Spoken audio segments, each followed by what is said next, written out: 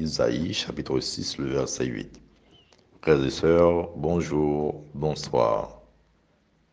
En ce 29e dimanche du temps ordinaire, l'Église fête Saint-Luc et elle célèbre le dimanche missionnaire mondial.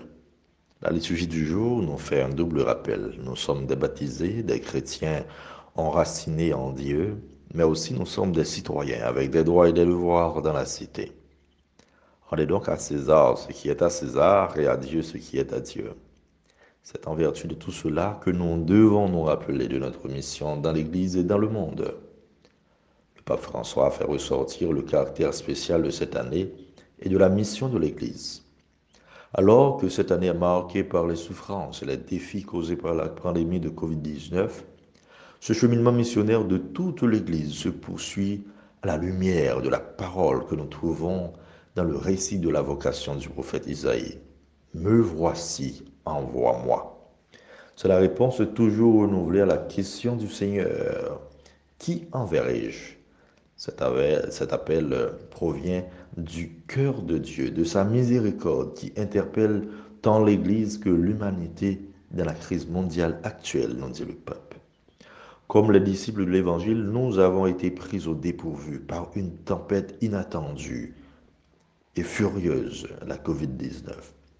Nous nous rendons compte que nous nous trouvons dans la même barque, tous fragiles et désorientés, mais en même temps importants et nécessaires, tous appelés à ramer ensemble, tous ayant besoin de nous réconforter mutuellement. Dans cette barque, nous nous trouvons tous, comme ces disciples qui parlent d'une seule voix et dans l'angoisse, disant, nous sommes perdus. Nous aussi, nous nous sommes aperçus que nous ne pouvons pas aller de l'avant, chacun tout seul, mais seulement ensemble. D'où l'importance de la mission universelle. Frères et sœurs, au nom de notre baptême, nous sommes tous disciples et missionnaires du Christ. Et notre mission s'enracine dans celle du Christ, qui s'étend dans l'Église.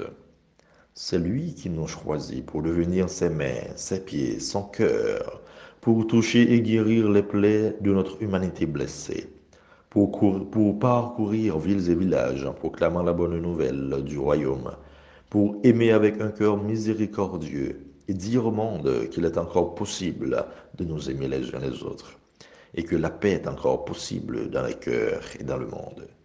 Nous devons en tout temps rendre au Seigneur la gloire et la puissance, car il utilise qui il veut pour accomplir son dessein de salut, comme il le fait avec Cyrus dans la première lecture. Nous ne sommes que des instruments entre les mains du Seigneur, peu importe notre foi, peu importe notre confession chrétienne, notre origine, nos idéaux. Ainsi, nous ne devons pas douter de son amour et de sa volonté salvifique, car il est grand tout ce qu'il fait. Ces paroles de Jésus font écho en nous. Rendez donc à César ce qui est à César et à Dieu ce qui est à Dieu. Selon un commentaire de Jean-Pierre Bagot, entre Dieu et César, il n'y a pas à choisir, mais il faut se garder de les confondre. Dieu n'est pas César et César n'est pas Dieu. C'est cette certitude profonde qui donne aux chrétiens sa liberté, celle de réfléchir à la façon dont il doit participer à la gestion du monde, celle de garder toujours la distance nécessaire pour éviter d'absolutiser ce qui n'est que pouvoir de ce monde. Frères et sœurs, interrogeons-nous sur notre relation avec Dieu. Quel rapport avons-nous avec lui? Comment notre vécu comme baptisé missionnaire reflète l'annonce du royaume? Quel est notre engagement dans la cité? Demandons au Seigneur la force et l'audace pour que nous soyons des disciples et missionnaires selon son cœur, par notre foi active, par notre charité qui se donne de la peine et par notre espérance qui tient bon en notre Seigneur Jésus-Christ. Qu'il en soit ainsi pour chacun de nous. Amen.